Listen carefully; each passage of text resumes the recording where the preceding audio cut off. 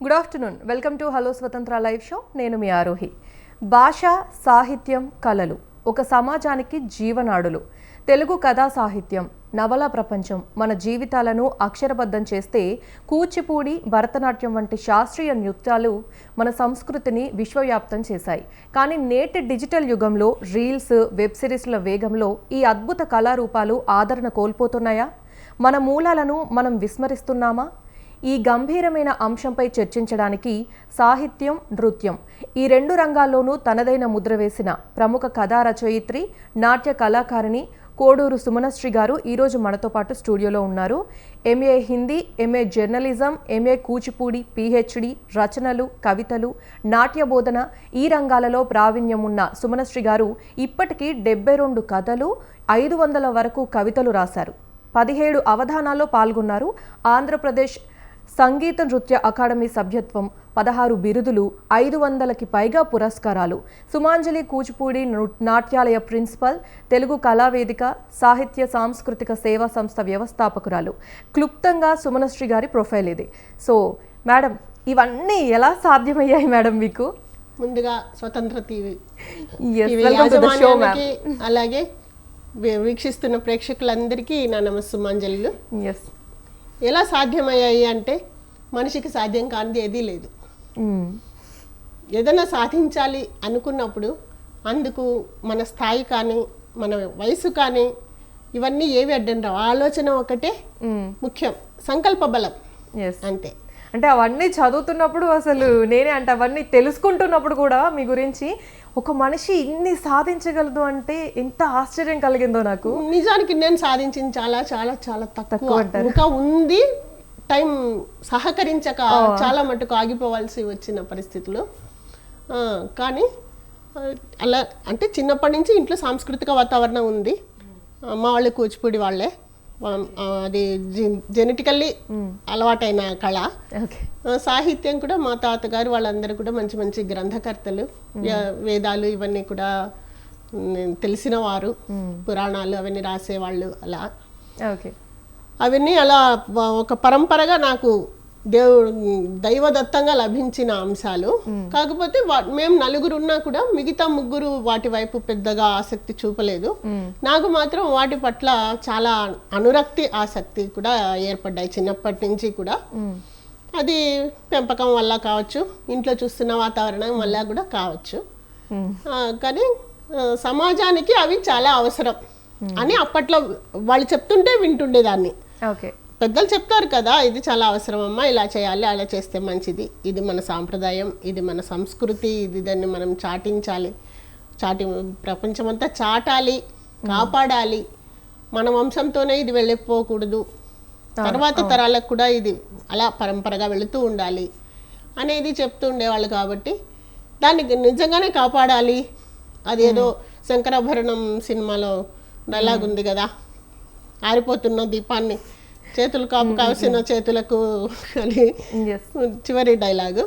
అట్లా మనం కూడా ఒక చేయి పెడదాము, ఎంతవరకు అనేది ఆ పైవాడి దయ. కానీ చేయి పెట్టవలసిన అవసరం అయితే, కాపాడాలి అని అనుకోవడం అయితే మన వంతు. So ma'am, good to know this. అంటే మీరు నిజంగా ఇది కాపాడుకోవాలి అని చెప్పేసి నేర్చుకోవడము ఇదంతా కూడా. అయితే ఇప్పుడు మీరు ఒక రచయిత్రిగా, అలాగే నాట్య కళాకారినిగా ఇప్పుడు ప్రజెంట్ మన జనరేషన్లో వస్తున్నటువంటి ఈ సాంస్కృతిక మార్పును మీరు ఎలా చూస్తున్నారు? ప్రతి రంగంలోనూ, ప్రతి అంశంలోనూ కాలానుగుణంగా వస్తున్న మార్పులు అనేవి చాలా సహజం. ఒకప్పుడు ఒక 4-5 కొన్ని 10 గ్రామాలకు కలిపి ఒక సంత అనేది పెడితే అక్కడ అన్నీ తెచ్చుకోవడం అనేది ఉండేది. సరుకులని, అవన్నీ, కూరగాయలని, ఈ పక్క వాళ్ళు వచ్చేవాళ్ళు, ఆ పక్క వాళ్ళు వచ్చేవాళ్ళు. ఒక స్నేహపూర్వక వాతావరణం. అన్ని గ్రామాల వాళ్ళు అక్కడ కలవడం, పలకరించుకోవడం, అవన్నీ కావాల్సినవి కొనుక్కోవడం, వాళ్ళే వీళ్ళు కొనుక్కోవడం, ఇలా ఉండేది. తర్వాత ఏ గ్రామంలో ఆ గ్రామంలో కిరాణా దుకాణాలు అవి వెలిసాయి. తర్వాత ఏమైంది, మన వరకు వచ్చేసరికి సూపర్ మార్కెట్లు వచ్చాయి. ఇప్పుడు కిరాణా వాళ్ళు అప్పుడు సంతలు వెళ్ళిపోయాయి అని మన పెద్దలు బాధపడ్డారు.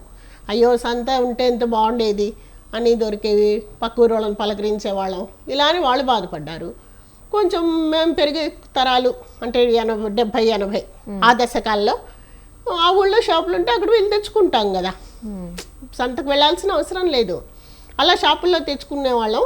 మేమేమనుకుంటున్నాం, సూపర్ మార్కెట్లు వచ్చి పాప మా షాపుల వాళ్ళందరూ దిగాలుగా ఉంటే అయ్యో వీళ్ళు ఇలా ఉన్నారే, అవును, అది ఉంటే ఎంత బాగుండేది. అందరూ అప్పులు ఇచ్చేవాళ్ళు, ముఖ్యంగా జీతాలు 1వ తారీఖే కదా ఎవరికైనా. కానీ తెలిసిన మొహాలు రేపు ఇస్తాంలే అయ్యా అరువు తెచ్చుకునే వాళ్ళు కూడా. తెచ్చుకొని ఆ నెల గడిపేసేవాళ్ళు. అది సులువుగా ఉండేది. అవును, ఒకప్పుడు ఈ ఖాతాలు రాసుకో అనేది బాగా ఉండేది. పేరు పలానా ఇంటి వాడి ఖాతా ఇది ఇంత, అది అంటే వాళ్ళ మధ్య ఒక స్నేహము ఉండేది. అట్లా అన్ని బంధాలు ఉండేవి అనమాట. అది డబ్బు బంధమే, రుణ బంధమే, కానీ ఒక బంధం, సామాజిక బంధం అది. అవును, అది కొనసాగేది. కానీ అలాగే సూపర్ మార్కెట్లు వచ్చాక ఆ అవకాశం లేదు.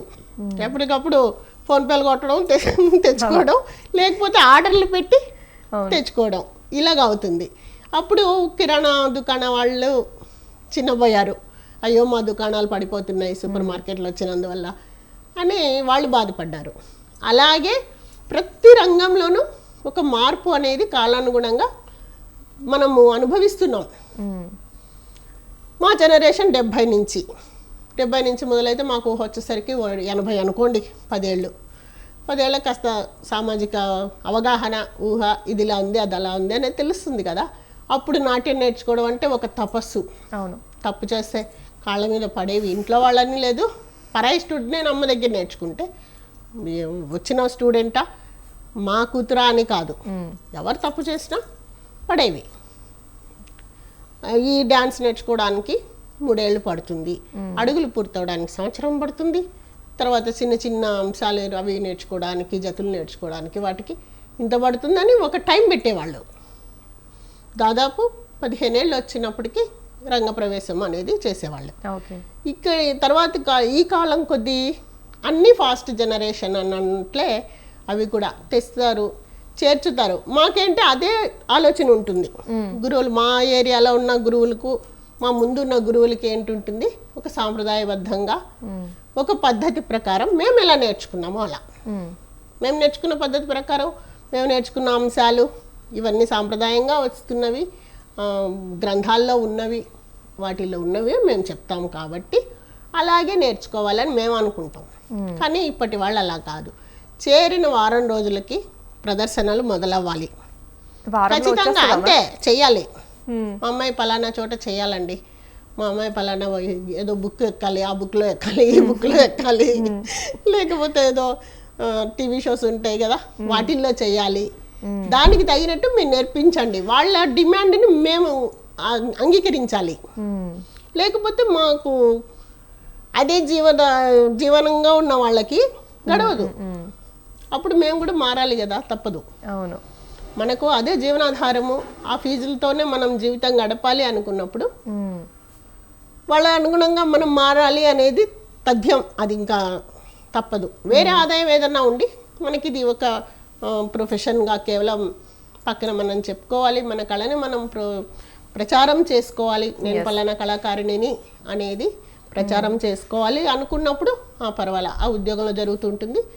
ఇక్కడ మనం ఇష్టం వచ్చినట్లు మనం చేసుకోవచ్చు. అయితే మ్యామ్, ఇప్పుడు మనం ఈ మార్పు గురించి మాట్లాడుకుంటున్నాం కాబట్టి, ఒకప్పుడు మనకి కాలక్షేపం అవ్వాలి అని అనుకుంటే మనం ముఖ్యంగా చేసే పని ఏంటంటే పుస్తకాలు చదవడం కానీ, నవలలు చదవడం కానీ చేసేవాళ్ళం. అప్పుడు ఇంత టెక్నాలజీ లేదు కాబట్టి మనకి. కానీ ఇప్పుడు ఈ డిజిటల్ మీడియాలో వినోదం అనేది పెరిగాక ఈ తెలుగులో కవితలు కానీ లేదంటే బుక్స్ చదవడం అనేది చాలా వరకు తగ్గింది, పాఠకుల సంఖ్య. మీరేమంటారు? అవునండి, పుస్తకాల సంఖ్య తగ్గింది, ముద్రణ ఖర్చు చాలా పెరిగింది. ఎందుకంటే ఇప్పుడు పుస్తకాలు మా తరం వాళ్ళము ఇంట్లో పెద్దవాళ్ళు పుస్తకాలు తెప్పించేవాళ్ళు. ఏదో వారపత్రికలు, భూమి, ఆంధ్రప్రభ, ఆంధ్ర వనిత ఇలాంటివేవో తెప్పించేవాళ్ళు.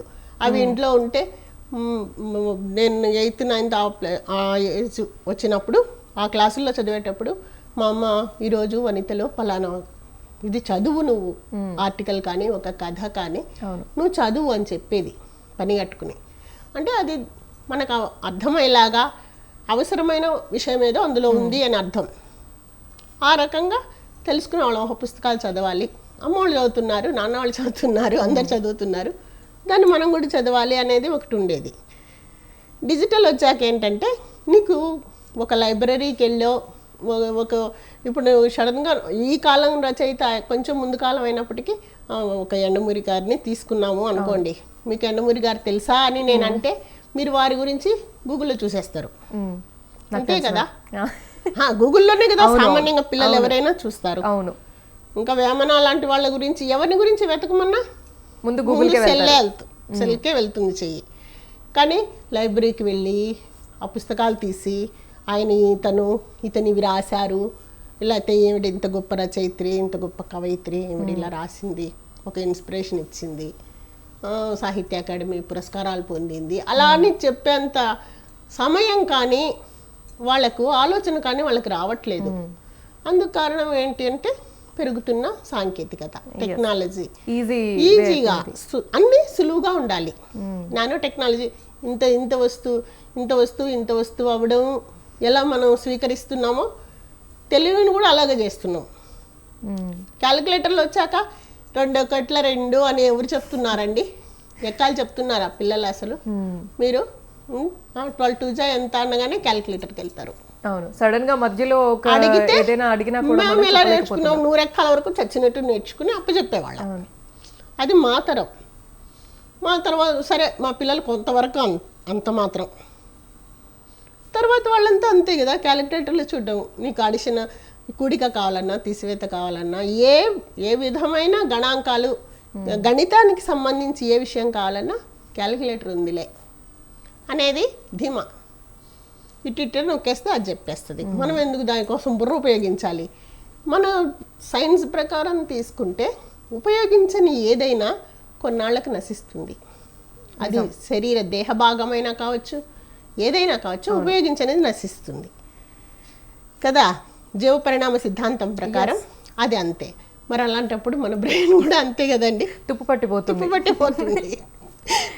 అన్నీ ఏవో చెప్తే క్యాలిక్యులేటర్లు, కంప్యూటర్లు, సెల్ ఫోన్లు ఇవి అన్నీ చెప్తుంటే ఇంకా మనం ఎందుకు, మనకి ఇంత పెద్ద దేహం, దానిలో అంత పెద్ద మెదడు, ఇవన్నీ ఎందుకు? ఇంకా ఆలోచన శక్తి కూడా తగ్గుతుంది.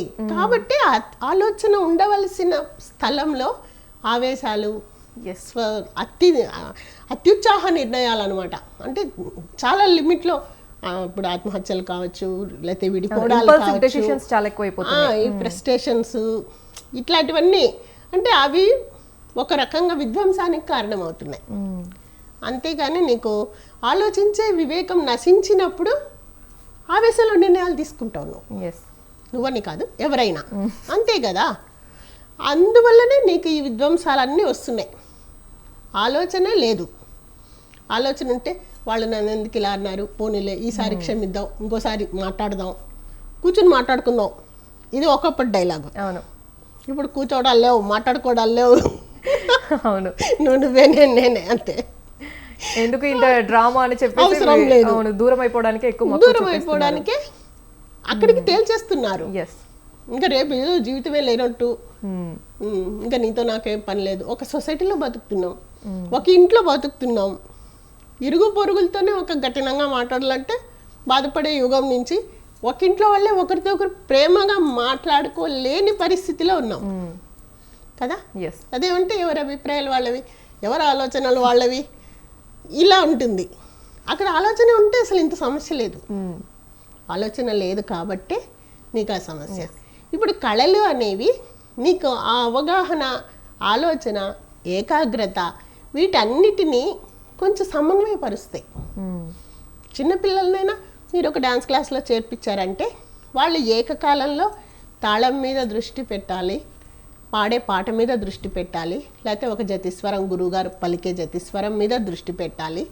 తను సరిగ్గా ముద్ర పడుతుందో లేదా చూసుకోవాలి, తన అడుగు సరిగ్గా పడుతుందో లేదో కనుక్కోవాలి. ఇవన్నీ ఒక కాలంలో తన బ్రెయిన్ వర్క్ చేసి తనని పర్ఫెక్ట్ చేయాలి కదా. అంటే అమ్మాయికి తనకు తెలియకుండానే ఒక ఏకాగ్రత, ఇదే ఏకాగ్రత వాళ్ళ చదువులోనూ ఉంటుంది. మీరు ఎక్కడైనా చూడండి, నాట్య కళాకారిణులు ఎవరైనా మంచి చదువు కూడా ఉంటుంది వాళ్ళకి. ఎందుకంటే ఆ ఏకాగ్రత, కులంకషగా తెలుసుకోవడం, ఎక్కడి నుంచి తెలుసుకోవాలి, ఎంతవరకు తెలుసుకోవాలి, ఎలా మనం ప్రజెంట్ చేయాలి తెలుసుకునింది, ఇవన్నీ అనేవి ఆ కళ వల్ల నీకు అబ్బుతాయి. మ్యామ్ అలాగే ఇప్పుడు ఒకప్పుడు అంటే ఒకప్పటి సాహిత్యం మన ప్రేక్షకుల్ని ఎంత బాగా ఆకట్టుకునేదో, శ్రోతల్ని సో ఎంత బాగా ఆకట్టుకునేదో. కానీ ఇప్పుడు నేటి తరానికి అసలు ఇప్పుడు వస్తున్నటువంటి సాహిత్యం వాళ్ళని ఆకట్టుకోలేకపోతుంది. ఎందుకని? సాహిత్యంలో ఇప్పుడు మా తరం వరకు, ఇప్పుడు మా ఏజ్ వాళ్ళు కూడా రాసేవాళ్ళు 50+ ఇలా ఉండేవాళ్ళంతా ఇంకా ఆ తరం వాళ్ళ పోకడల్లోనే రాసుకుంటూ వస్తున్నాం మేము. అని మీరు చెప్పినట్టు చదివే వాళ్ళు తక్కువ, కానీ నీకు సాహిత్య అకాడమీ కానీ ఇలాంటి జ్ఞానపీఠలు కానీ ఈ ఏజ్లోంచే వస్తున్నారు. యువతరంలో కొంచెం తక్కువ అవుతున్నారు. వీళ్ళు ఏం చేస్తున్నారు, ఏఐ ఒకటి వచ్చింది. అవును, ఇప్పుడు మీరు సంగీతం నేర్చుకున్నారా అని అన్నామనుకోండి, ఎందుకు సంగీతం, నేను ఒక పాట పాడి ఏదో నాకు తోచింది, అది నిన్ననే ఏదో విన్నానండి, మా పిల్లలు పెట్టారు, చిన్న చిన్న పిల్లలు, 5వ క్లాస్ పిల్లలు, మా మర్రి గారి పిల్లలు, నేను నీదవనా నేను నీదవనా అదే పాడుతున్నారు. ఒక ఇంగ్లీష్ పాటని తెలుగులో చేశారు. అవును, నీది అంటే ఒక వస్తువు, నీది నేను సమర్థిస్తాను మ్యామ్. విన్నప్పుడు నేను కూడా ఇదే అనుకున్నాను కదా. అవును, నువ్వు సమర్థించకపోయినా నిజం అదే. అవును, నేను నువ్వవనా అనడం అర్థం, అర్థవంతమైన ఒక వాక్యం తెలుగులో.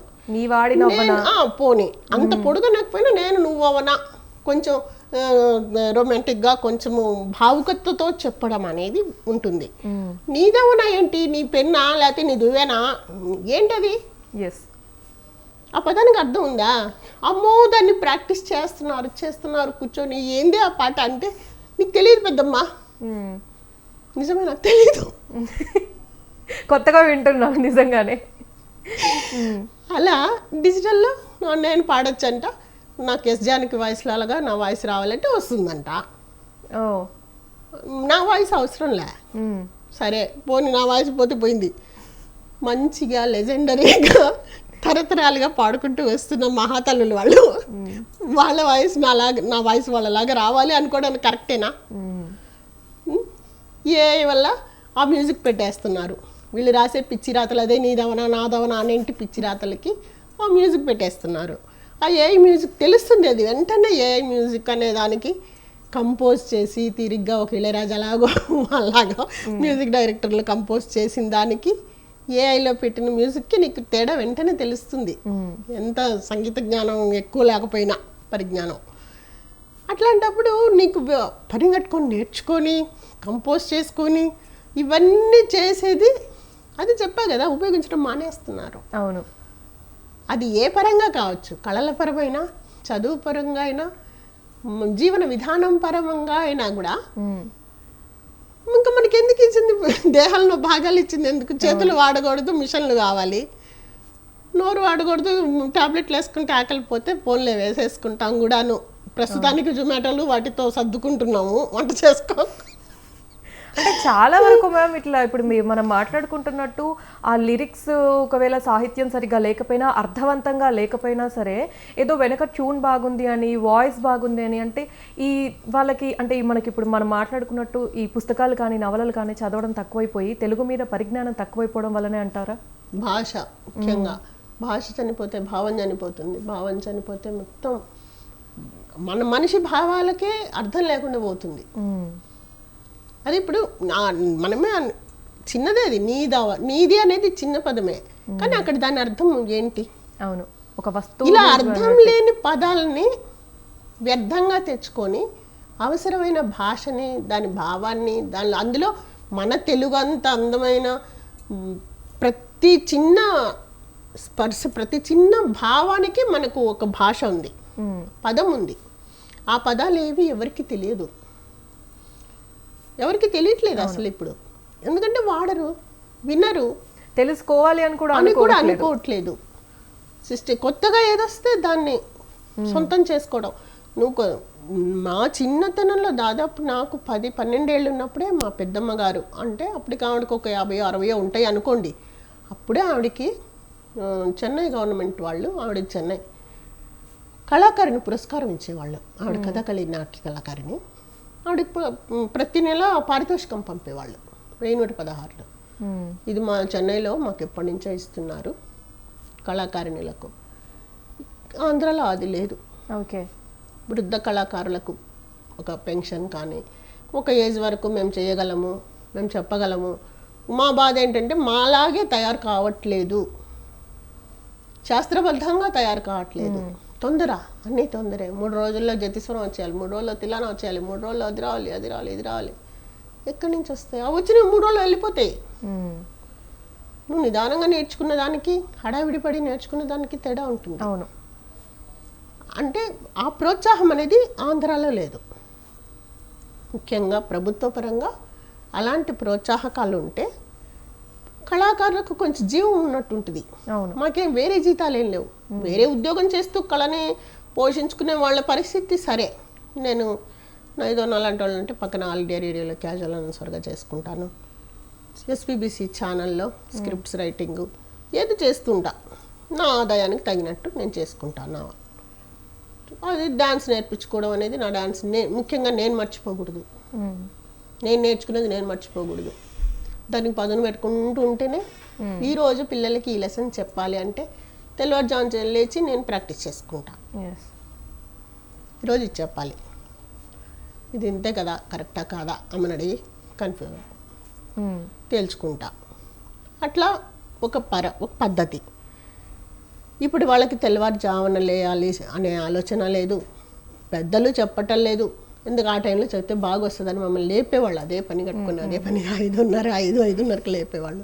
ఈ టైంలో చదివారంటే చక్కగా గుర్తుండిపోతుంది, బ్రహ్మముహూర్తం అంటే ఫ్రెష్గా ఉంటుంది మైండ్, హార్ట్ అంతా. వేరే వేరే విషయాలు ఏవి జరగవు కదా అప్పటికి, ఇంకా తెల్లారలా కాబట్టి మనకు ఆటోమేటిక్గా కళ్ళు మనసు పక్కకు వెళ్ళే అంశాలు నిద్రలేస్తేనో కనిపిస్తాయి. అవును. అప్పటికి ఇంకా ఏం నిద్ర లేవలేదు కాబట్టి ఆ ప్రశాంతత, అస్వచ్ఛత అలా ఉంటుంది కాబట్టి అప్పుడు నేర్చుకున్నవి ఏదైనా ముద్రగా అలాగే ఉండిపోతాయి. అలా నేర్చుకోండి అని చెప్పే పేరెంట్స్ లేరు, పేరెంట్స్ కూడా చెప్పట్లేదు ఖచ్చితంగా. వాళ్ళు కూడా పిల్లల వెంట పరుగు తీస్తున్నారు. వాళ్ళ వెంట పరుగు తీయలేక మా కళని మేము సరిగ్గా చెప్పలేకపోతున్నామనే బాధతో దాన్ని ఎలా ఈ కాలానికి డిజిటల్కి అనుగుణంగా చేయాలి అనే ఆలోచనతో మేము ఒక రకంగా పోరాటం చేస్తున్నాం. నేననే కాదు, కూచిపూడి, పేరిణి, ఆంధ్రనాట్యం ఇవన్నీ మనకున్నవి, ఆంధ్రాలో ఉన్నవి. భరతనాట్యమైనా మనకు తమిళనాడుకు చెందింది కదా భరతనాట్యం. మనకి ఇవి కూచిపూడి, ఆంధ్రనాట్యం, పేరిణి ఇవన్నీ మనవి. ఈ కళాకారులందరూ దాదాపు అంటే ఒక వయసుకు ఒక 40 years వరకు ఉన్న కళాకారులందరూ కూడా అది చెప్పడం అనే దాంట్లో అందుకోలేకపోతున్నారు వేగం. అదేవిధంగా ఇప్పుడు ఈ శాస్త్రీయ అంటే నృత్యాలు నేర్చుకునే వాళ్ళ సంఖ్య ఎక్కువగా ఉన్నప్పటికీ ప్రదర్శన ఇవ్వడానికి మాత్రం కష్టంగా మారుతుంది, మనకి అంత స్కోప్ ఉండట్లేదు అని విన్నాము. అవునమ్మా, ఇప్పుడు ఒక ప్రదర్శన ఇవ్వాలంటే మాకెవరు దానికి తగిన ఆర్థిక సహాయం చెయ్యరు, అంతే కదా. నేనే వేదికకి డబ్బులు కట్టుకోవాలి, ఆ గురువే ప్రదర్శన ఇవ్వాలి అనుకున్న గురువే వేదిక డబ్బులు కట్టుకోవాలి, గురువే ఒక ఏర్పాటు చేసుకోవాలి, ఆర్కెస్ట్రాకి కావాలి, వాళ్ళకి ఇవ్వాలి. అలాగే మాకు ఖచ్చితంగా అయితే ఇప్పుడంటే ఇంకా కొంచెం పెన్ డ్రైవ్లు తప్పనిసరిగా ఉపయోగిస్తున్నాం. నట్టువాంగము మాకు కంపల్సరిగా ఉండాల్సిన మృదంగము ఇవన్నీ పెట్టుకోవాలంటే వాళ్ళకి మేము డబ్బులు ఇవ్వాలి. ముందు మన దగ్గర ఉంటే కదా మనం వాళ్ళకి ఇవ్వడానికి. మేకప్ చేసుకోవాలి, మేకప్ ఆర్టిస్ట్కి డబ్బులు ఇవ్వాలి, బట్టలు ఇవంటే విద్యార్థులు తెచ్చుకుంటారు. కానీ వాళ్ళకు కూడా అద్దెకు తెచ్చుకోవాలంటే వాళ్ళకు కూడా అవుతుంది.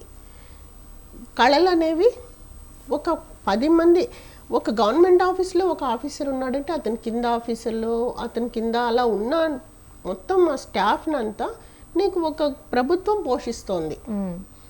ఎవరి తాహతుకు ఉద్యోగ పరిస్థితికి తగిన జీతం వాళ్ళకి ఇస్తోంది కాబట్టి ఇతను వాళ్ళందరినీ చూసుకోవడం వరకే, ఇతను చేయించడం, ఈ పని నువ్వు చేయి, పని నువ్వు అని చెప్పడం వరకే అతని పని ఉంటుంది. మా వరకు వచ్చేసరికి, కళాకారుల వరకు వచ్చేసరికి ఎలా ఉంటుందంటే మేము నేర్పిస్తాం, చేయించాలి అంటే ముందు వీళ్ళందరినీ మేము ఆర్థికంగా ఆదుకోవాలి. అవును, వీళ్ళందరూ మా పైన ఆధారపడి ఉంటారు. ఈ ప్రోగ్రాంకైనా మాకు ఇంత డబ్బులు ఇస్తారా, ఇంట్లో ఇలా కష్టంగా ఉంది. అది కళల్లో ఉండే సమస్య. అది కళ అనేది సమిష్టి, ఆఫీస్ కూడా సమిష్టి, కానీ ఆ సమిష్టితనానికి ఈ సమిష్టి వ్యవస్థకి తేడా ఉంది. ఈ సమిష్టి వ్యవస్థలో ఈ సదరు గురువు గారు ఆ ప్రోగ్రాం చేయదలుచుకున్న వారే ఈ బాధ్యత అంతా భరించాలి. ఇన్ని భరించి వాళ్ళ చేత వేదిక దగ్గరకు తీసుకొచ్చి వాళ్ళ చేత చేయించినా కూడా ప్రేక్షకులు కరువు. అవును, ప్రేక్షకులు కరువు. నీకు ఒక ఏదో ఇక్కడ వేరే ఛానల్ గురించి చెప్పకూడదు కానీ అంటున్నా, అక్కడికి ఎవరో కళాకారులు జబర్దస్త్ వాళ్ళు వస్తారు, వాళ్ళు వస్తారు అంటే టికెట్ పెట్టుకొని పరిగెడతారు. ఫలానా గొప్ప వేదాంతం గారు వచ్చి, వేదాంతం మాస్టర్ గురువు గారు వచ్చి అక్కడ ఒక నాట్య ప్రదర్శన చేస్తున్నారంటే కూచిపూడికి అవగాహన ఉన్నోళ్ళు, నేర్చుకున్న వాళ్ళు, గురువులు, ఇప్పుడిప్పుడు క్లాసులు తీసుకుంటున్న గురువులు, వీళ్ళు తప్ప బయట ప్రపంచం ఎవరు మామూలు ప్రేక్షకుల ఆదరణ అనేది తగ్గిపోతుంది, రారు. వాళ్ళ పిల్లలు చేస్తుంటే వాళ్ళు వస్తారు అంతే. వాళ్ళ పిల్లలు కూడా ఆ గ్రూప్లో ఉంటే వాళ్ళ అమ్మ వాళ్ళ నాన్న ఎవరో మా పిల్ల చేస్తోంది కదా వీడియో తీసుకోవడానికి వస్తాం అన్నట్టు వస్తారు. అంత తప్పనించి ముందులాగా దాన్ని ఒక మనోరంజకమైన జనరంజకమైన ఒక మనసుకి శరీరానికి కూడా ఆరోగ్యాన్ని ఆనందాన్ని ఆహ్లాదాన్ని ఇచ్చే ఒక మంచి దైవదత్తమైన కళ. మీకు కూచిపూడి కావచ్చు, భరతనాట్య శాస్త్రీయ నృత్యాలు ఏవైనా కావచ్చు, ఎక్కువ భగవంతుని ధ్యానంలో ఉన్న పాటలే ఉంటాయి కదా. సో మ్యామ్, ఇప్పుడు చివరిగా మన పుస్తక పఠనం గురించి కానీ శాస్త్రీయ నృత్యం గురించి కానీ మా ప్రేక్షకులకు మీరు ఇచ్చే సందేశం ఏంటి? ఆదరించండి ఫస్ట్. ఇది మన కళ. ఎన్నో ఉంటాయి దేశంలో ఇప్పుడు బాజులు ఏవేవో రకరకాల దేశ విదేశాల మ్యూజిక్లు ఉంటాయి. వాళ్ళు అవి నేర్చుకున్నాక ఇదేంటి అని మన వైపు చూస్తారు. మనము మనదన్నది వదిలేసి మన అభివృద్ధి మనం వదిలేసి వేరే వాటి వైపుకి వెర్రిగా పరుగులెత్తడం అనేది తెలుగు వారికి ఉన్న ఒక దౌర్భాగ్య పరిస్థితి. వేరే రాష్ట్రాల్లో వాళ్ళు ఇంతగా చేయరు. కేరళ వాళ్ళు కథకళిని మహా ఆదరించుకుంటారు. తమిళనాడు వాళ్ళు భరతనాట్యం, ప్రతి ఇంట్లో భరతనాట్య కళాకారిణి ఉంటుంది. అలా మన వరకు వచ్చేసరికి అది ఆ ప్రోత్సాహం ఉండాలి, ఆదరణ ఉండాలి, దాని విలువ తెలుసుకోవాలి. Definitely. Thank you ma'am. So సినిమాలు డిజిటల్ కంటెంట్ తాత్కాలిక వినోదాన్ని ఇవ్వచ్చు, కానీ మన కథలు, మన నవలలు, మన కూచిపూడి, భరతనాట్యం వంటి కళలు మాత్రమే మన సంస్కృతికి నిలువుటద్దాలు. వాటిని నిర్లక్ష్యం చేయడం అంటే మన అస్తిత్వాన్ని మనం కోల్పోవడమే అని చాలా అద్భుతంగా వివరించారు కోడూరు సుమనశ్రీ గారు. డిజిటల్ వినోదాన్ని ఆస్వాదిస్తూనే మన మూలాలైన సాహిత్యాన్ని, కళలను ఆదరించాల్సిన బాధ్యత మనందరిపై ఉంది. సో ఈరోజు మన షోకి వచ్చి ఎంతో విలువైన విశ్లేషణను అందించినందుకు సుమనశ్రీ గారికి ప్రత్యేక ధన్యవాదాలు. Thank you so much ma'am. So ఇది ఇవాల్టి హలో స్వతంత్ర లైవ్ షో. రేపటి హలో స్వతంత్రలో మళ్ళీ కలుద్దాం. చూస్తూనే ఉండండి స్వతంత్ర టీవీ.